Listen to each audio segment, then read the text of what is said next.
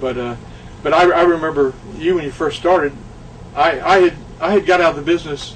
Well, I started the Percy Pringle thing in '78, and went for a few years, and I had my first child. My wife had our first child. I was about to say, I don't remember when you were pregnant. Although I looked like I was pregnant with several elephants, because I saw the trunks hanging. Never mind.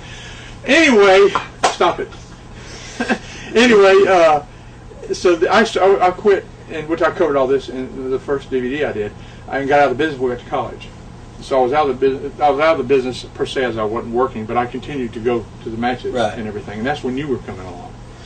So the first time I seen you live was in the Mississippi Coast Coliseum in Biloxi, and my little boy at that time was about 2 years. And I had no idea you were even there. No, you didn't know. I was sitting up, bought tickets to get in, and my oldest son, who's now 26, he was like 2 years old then, and of course I watched wrestling all the time, and he was born in the business.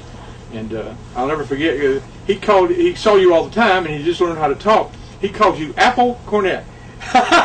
I don't know where. I brought that up, in recent years and reminded him of it, and my wife remembers it. But I don't know where he got the apple from.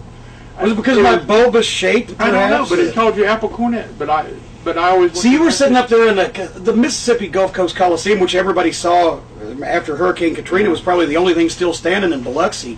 Was an 18,000 seat building in a 35,000 population town, and I don't know why they built a building that big, but to my knowledge, did anything ever sell that out?